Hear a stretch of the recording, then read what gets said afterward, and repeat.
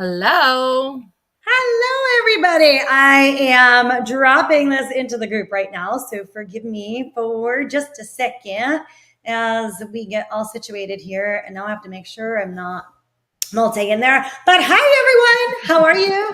Welcome, Carissa. Hello to everybody watching. Give us a shout out in the comments.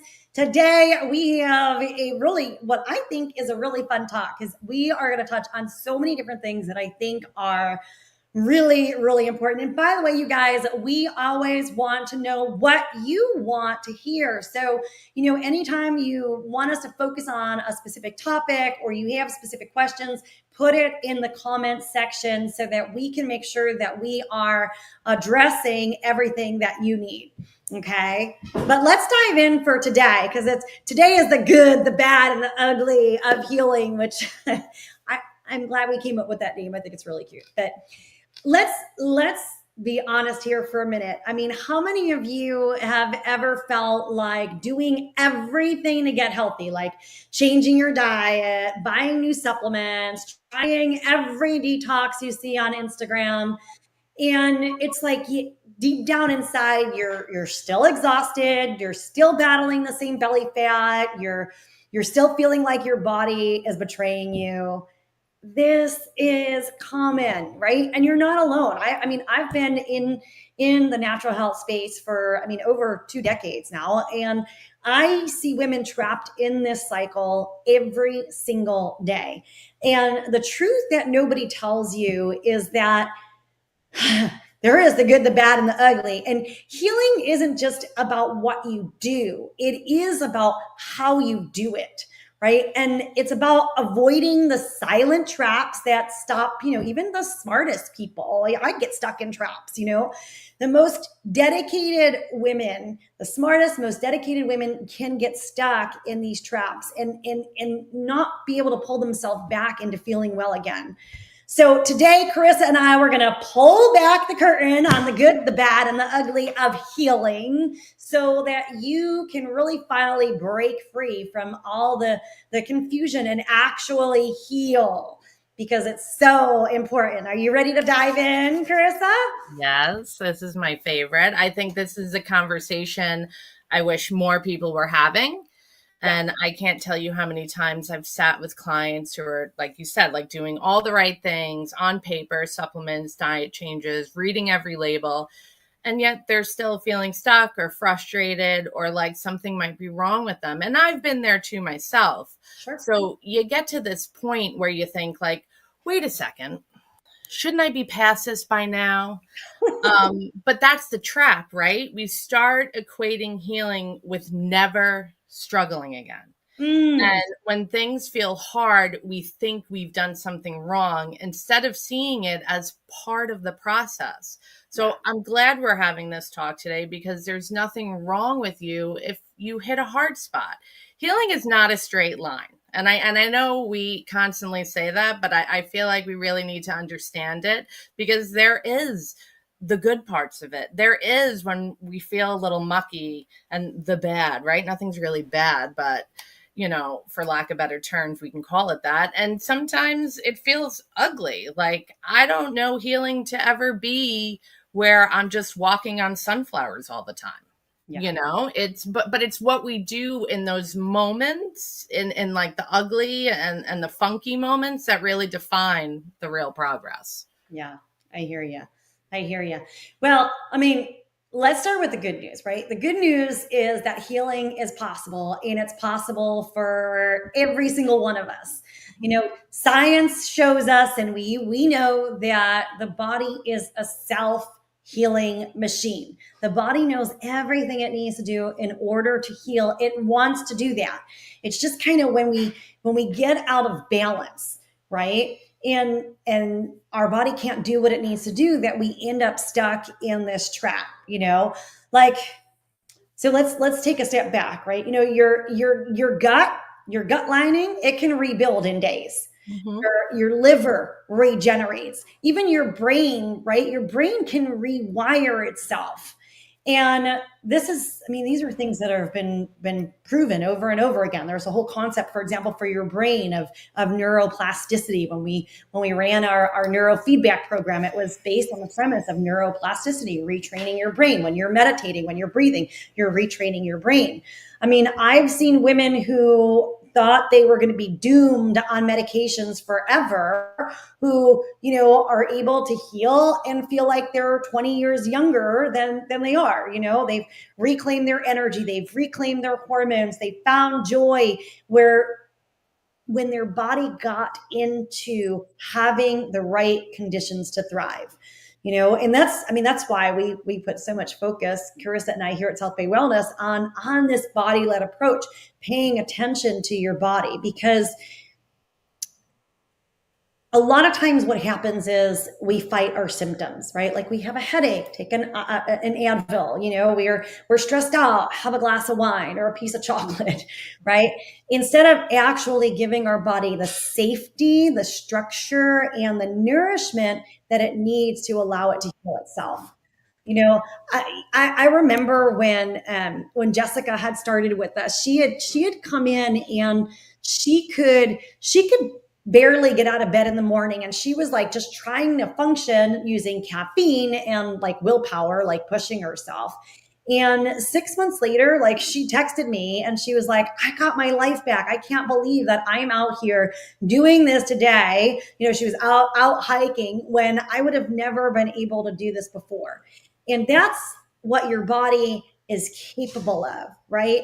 Healing is that beautiful journey that allows us to be where we are, or where I should say where we want to be, versus being stuck, So I think that what happens though for a lot of people is on their healing journey, they have these really great, amazing results, and then it feels like, oh my gosh, my healing is going wrong, for example. And it's where like maybe even our best intentions start to fall apart, and then we end up moving into this spiral with ourselves, right? Anybody ever like been in that spiral? You're like, okay, forget it, this is getting too hard, I can't think about this anymore, like yada yada yada, Mm-hmm. Yeah, and I think what you said was really important too, because the shift really happened when I stopped trying to silence every that symptom, and like started asking what was wrong with my body. Like, because I used to do that too, like fighting a headache, take an Advil, or judging the fatigue. But when you start to kind of like tune in and get curious and like, what's off, or what am I ignoring, or what does my body need more of right now? Healing is possible, not in the doing more, but in about like creating the right conditions.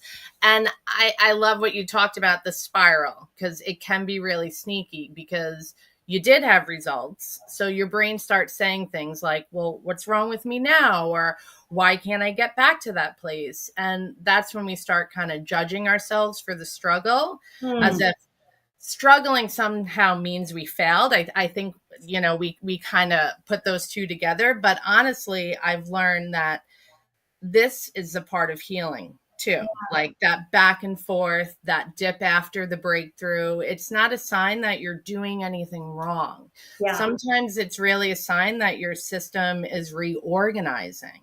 And I've even seen it in myself, and with a lot of clients, like right after something starts working, the old patterns will kind of flare. And not because you're broken, but because you're repatterning. Like you're doing the repattern, and that takes energy, and that takes time, and it takes compassion, and it's messy, but it's meaningful. And it doesn't mean that you're sliding backwards. I think a lot of times we feel like, oh, why do I have to be going through this again? Well, you're a human being, we don't just shut all that stuff off. We still feel, we still go through things. Yes. Yeah, I love what you said. I love what you said too. Like if a symptom is there, like it doesn't mean that you're failing. And I think that's really important. I just had a conversation with someone for the last little while, kind of working through some of this with her, because our bodies are ever changing. Our bodies are different every single day, every single moment. There's always stuff changing. And again, going back to the good of healing, like that's wonderful. That's wonderful that our bodies can change. But if we're kind of falling off track, or we're doing things that aren't great for our body, or listen, life throws circumstances at us, and we may find ourselves in this flare of stress, like that's going to have an impact, and so I'm really glad that you brought that up. I want to talk about the bad, right? I want to talk about, well, where does healing go wrong sometimes? And I think there's 5 different traps, the way I see it, right? The first trap is the search engine trap. That's the one where, a lot of our clients tell me all the time, I've tried everything, right? But what they've really done is they've jumped from like one Google search to another Google search, or one detox to another detox, one keto diet to the next vegan diet to the next carnivore diet, and this constant, we talked a little like about novelty and basics and all of that last week, but this constant like search for novelty, right? Like this changing things up all the time actually leaves the body confused. And science shows that stress from inconsistency alone can elevate cortisol. So now here we are, cortisol is elevated. There goes our weight. There goes our hormone balance. Now we're not burning fat. So buyer beware, right? Or not buyer, but just beware of that search engine or that social media scroll syndrome, where the grass is always greener on the other side. Not necessarily. Trap number 2 that I think is really important is more is better. And that's a really big myth that we see a lot of the time. First of all, sometimes, right? Like one supplement might be better for someone than taking 10 supplements, right? You can't assume that 10 is better than 1 all the time. Or like having a whole lot more protein is better than having not enough, or having a whole lot more fat, or things like that. You guys, healing isn't like a buffet table. Throwing spaghetti at the wall, trying to hit the bullseye, actually can overwhelm the body. So, for example, we do a lot of parasite cleanses in our practice, and when a client first comes in, their body may not be able to deal with a parasite cleanse.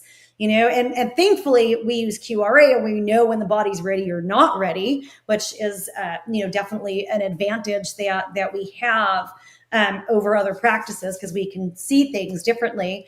But if the body can't handle a parasite cleanse and you start trying to kill off parasites, guess what? Now you're in a total state of chaos. So it's really important that you're doing things in the correct order to really support your body. More isn't better. Sometimes what somebody needs is just a lot of deep breathing, for example, to bring their body out of that stress place, to bring the cortisol down, to help restabilize the blood sugar, right? To change the mindset so you're not in this anxious pattern. That's sometimes that's all somebody needs to start to change things and put them in the right direction. Sometimes it's just a matter of drinking more water. Sometimes it's a matter of just re-regulating your sleep schedule versus all these, fancy smancy things.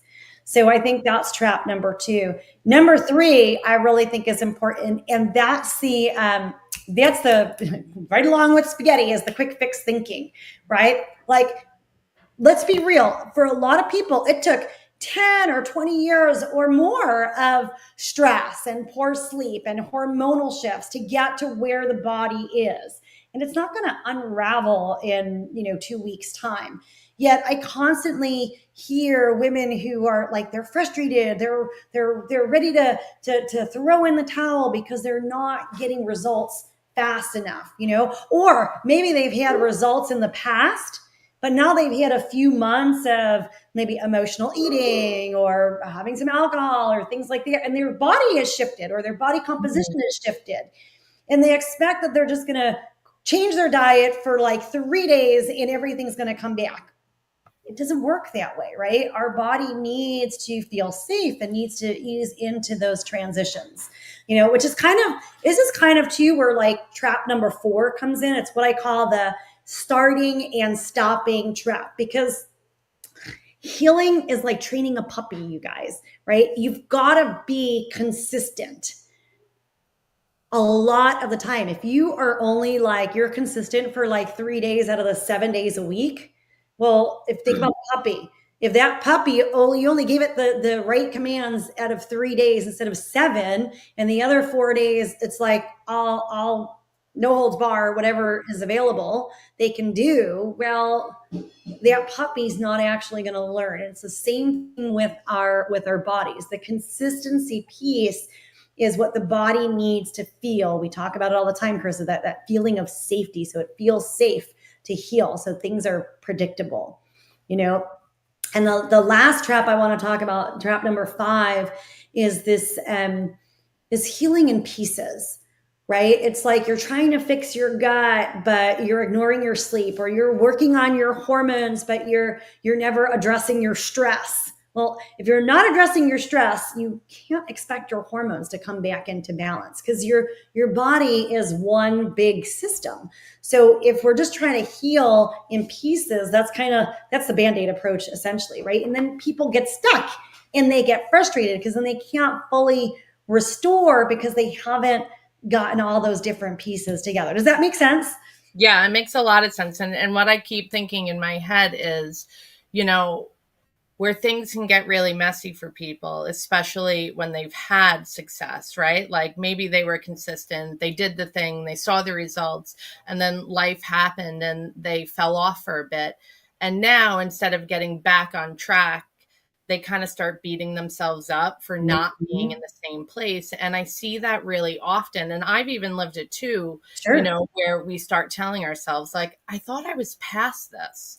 Yeah. I thought I was healed, you Right. know, that there's always layers that we're peeling Mhm. back, right? We're never going to reach like some top of the mountain. We keep reaching peaks, right? And we go into the valley. But I think yeah, I think that's when healing starts to feel confusing for people or even defeating. Because here's the truth, and I remind myself of this and I remind clients of this, like healing does not mean we erase our humanness. Just because something old comes back up, either physically or emotionally, it doesn't mean you failed. It just means that you're human, and it means that you're still evolving, you Yeah. know. And when we're showing up and when we're addressing it and when we're working with the body and the subconscious mind to kind of shift those patterns, you know what I mean? Because sometimes the real work isn't adding something new.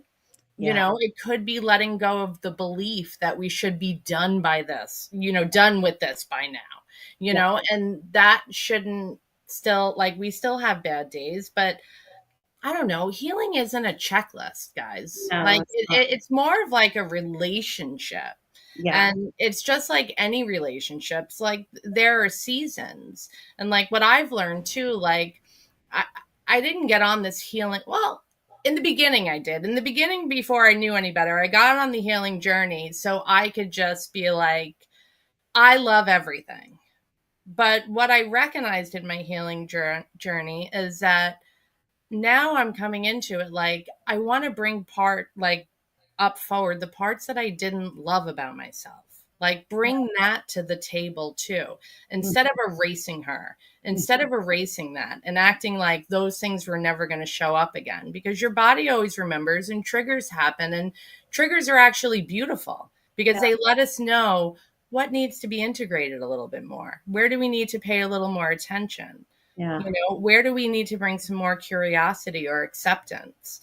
But oftentimes we experience that and we're like, oh, I'm so bad. I'm so wrong. Why is she here again? Mm-hmm. Mm-hmm. Got the message. Bring Yeah. her out for coffee. Bring her to the table. Yeah, connect with that other part of yourself that's not making you all that Mm. happy right now. It's, I mean, what you're saying is really so key and so important. And it comes back to what we always focus on, Carissa, is like we've got to come back to our love with ourselves. Like going back to everything is energy, everything is vibration. If you're constantly in conflict with yourself, like you get up in the morning and you look in the mirror and you just feel like hatred or disgust or whatever it is, and you can't find that space to bring love and compassion to yourself, well, it's going to be a heck of a lot harder to heal. So sometimes those are the basic places to start. You know, I want to address because we did the good, we did the bad, and let's talk about the ugly part, right? The truths that no one's really talking about. And we're going to stick with 5. I've got 5 of those for you guys as well. So the first one is to recognize that sometimes healing can feel worse before it feels better. Does that make sense? Now, I know in our practice, we want to mitigate any sort of symptoms or things like that. But think about it. Like when you give up sugar in that first 24 to 48 hours, you might find yourself craving sugar, right? Or some people who have been severely addicted to caffeine, as they give up caffeine, they might have headaches or things like that. So you might want to take a little bit slower approach to coming off your caffeine. But when your body actually finally starts detoxing, I mean, sometimes you might feel more fatigued. Your body actually wants to slow down so it can do what it needs to do. Mm-hmm. If you're coming off sugar, well, you might feel like you're a little bit more moody because that's your body kind of like trying to rebalance. And these things are a normal part of the process, right? I don't want to say healing is always like roses. That's part of the ugly piece. Another ugly truth that I often see is comparisons, right? Unrealistic comparisons. And, it's kind of like the keep up with the Joneses kind of thing and I think it's worse today because you see social media and you think everybody's life is, roses and glory and oh my gosh, everything is so wonderful. And really, we're just like seeing smoke and mirrors, and we're seeing incomplete stories. We're seeing someone's success, but we're not seeing the years of hard work that they put into getting to that success or all the guidance and the support that they've had. And a lot of times I see that these kind of comparisons, they lead to shame, which ironically then spikes stress hormones. And here we are back into the spiral. And then number 3 is sabotage. And this is something we talk about all the time, Carissa. Like self-sabotage can be a real thing. Falling off track, then jumping back in with the same plan, the same way, without addressing where the sabotage came from to begin with. It sets you up to fail. And we see this often, right? As human beings, this is what we do, right? Like maybe, for example, you've had really great success with weight loss at some point. And then maybe you get loosey-goosey, weight comes back on a little bit, and then you try to do the same thing, except the second time you do it, you're not getting as good a results. And you're like, well, what is going on? Why is that happening for me? Well, if you haven't addressed the self-sabotage that happened the first time, then that's just going to continue to repeat itself, right? We must really dive into our beliefs, our habits, even our identity to really break that cycle. I know in terms of weight loss, there are some women who have underlying beliefs about weight. Like if there's weight, it keeps the attention off of them. And so that's one of the reasons why they hold weight. Or maybe if I lose weight, the people in my life, like my friends, my little community who maybe a lot of people in your community are overweight, like I'm not going to be accepted anymore. Like those little things kind of creep in. So that's part of the ugly truth, you guys. Another one, number 4, is issues with our own body. Like maybe we get to the point where like we feel like our body betrayed us. Maybe you failed diets, maybe you've been to the doctor and you've been gaslit, or maybe you actually stop believing that your body can heal. So in order to allow that healing, you've got to rebuild that trust. Because if we don't do that, there isn't a protocol that's going to stick, right? If we're subconsciously in the back of the mind, like really frustrated with ourselves and our body, there's not going to be a protocol that you're going to follow through on. Okay, so you want to really pay attention to. And then, Chris, I think you said ugly number truth number 5 already, is that healing isn't linear, right? It's not like we just get better and better and better every day. Sometimes it's more like a roller coaster. It's more like waves. We have progress, then we have a setback, then we can learn from that setback, and then we have bigger progress. And when we can understand that, rhythm, we can stop panicking every time we kind of end up in the stages, and actually begin to start trusting the process itself, you know? Mhm.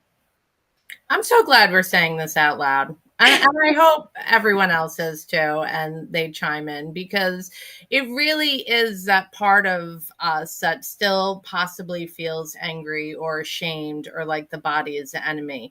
Yeah. And if we're secretly carrying that inside, you're right. Like, it doesn't matter how perfect the protocol is, because the body's always going to slide back into that safe space, Yeah. even though it's not really creating safety. But our body somewhere along the line learned that, maybe the weight was safety, and being at, like, it just was safe for it, Yeah. and healing is never, it's not about never struggling again. It starts to be how quickly we can recognize when we've disconnected, and then how gently we can return to ourselves without spiraling into that, blame. So, like, I work with women, like, who have that deep frustration, especially after the early success. Like, I hear it all the time. I was doing so well. What happened? I was doing great, and they start to view it as failure. And then there's that deeper layer we have to kind of ask, and for it to be witnessed, because maybe it's a perfectionism pattern, maybe it's a fear of being seen, maybe it's an identity that's still tied to struggle. Yeah. And sometimes, you know what I mean? Like, you have to really look at it, because it's not always at the surface, because if it was, well, then we'd be able to shift really easy. But Exactly. like you said, if we don't pause and explore what's underneath the sabotage, we end up chasing the same plan with the same blocks. And then we just start, burning out, and that creeps in. And then we're looking at all the external, being like, it's that, it's them, it's her, it's him, and it's really not, because the real healing isn't about another cleanse. It's really rebuilding trust with our own body, and learning how to hear it again, and Yeah. choosing love over punishment, Yeah. and that's not glamorous, No, it's but it's powerful, yeah. and it's the only thing that actually sticks. Yeah, it's funny. I even in a conversation I had with someone earlier today, I said, "Well, are you exercising out of love for your body, or are you exercising out of punishment?" Because a lot of times too, people will come in and they're so angry and frustrated with their bodies that maybe they're doing exercise, but they're doing it as like an underlying punishment for themselves versus Mm. a blessing. Like, I'm so grateful that I can go for this walk today. Like, look, I'm so excited that my body has the capability to do that. And, we've got to come back to that space where we understand that healing is a journey, just like all of life, right? It is all a journey, and we're going to have peaks and troughs throughout that journey. And we need to bring that compassion to ourselves into that journey. We need to bring in that personal responsibility too, right? Like, where can I impact this journey? Like, if I'm not satisfied with what's happening as part of my journey, like, what is it that I need to do differently? Or where is it that I've gotten off track? Like, for example, we'll have people who are, they're doing awesome on their journey. They're so great. And then maybe for some reason, like, life gets busy, and instead of taking care of their meals, they're just grabbing handfuls of nuts or seeds or things like that. And then they start to see weight go up, and they're like, well, why is my weight going up? But when they actually sit down and look and they're like looking at everything like, oh my gosh, I'm like eating 1,000 calories a day and that's insane. There we go. Right. So you just want to start to be uncritically observant like a fly on the wall to see where it is. Where is the good, the bad, and the ugly coming into your healing journey? Does that make sense? Yeah, and I'm thinking too, I know we're right at time, but you know, I know we touched on this earlier, but I just keep revisiting it as you're talking. Like it's just, we have those moments of I already know this. I should be further along. Why Yeah. am I struggling? And I think that when we have those thoughts, we really need to understand that knowing is not the same as embodying. Yes. And understanding the protocol is not the same as living it. Yeah. And healing does spiral. Yeah. You meet the same lesson at a deeper layer of yourself. Yes. That's why we talk about, like, even like when we do the breakthrough programs or we do the retreats, right? Yeah. Like, come along again, Yeah. because you're shifting and you're unpeeling, and now you're getting that lesson at a deeper layer of yourself. So Yeah. if you find yourself saying, like, I knew better but I still did the thing I said I wouldn't, I want you to pause there Yeah. and and just see what's underneath there, because that moment again does not mean that you're failing, and it's uncomfortable. So it certainly can bring forth the feeling of like something's wrong with me, but Yeah. it's okay to be uncomfortable, everyone. We're Yeah. always taught not to be, right? Stop crying, stop talking, smile, have joy.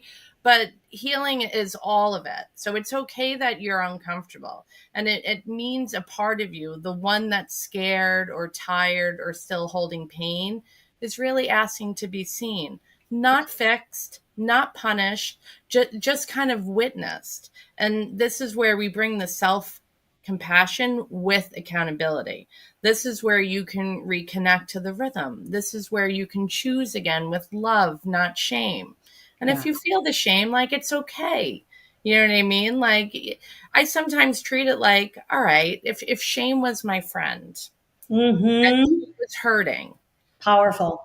what would I, come at her with anger and frustration? No, I'd put my arm around her and be like, all right, let's talk about it. Because that's what makes healing stick. Yeah. Yeah.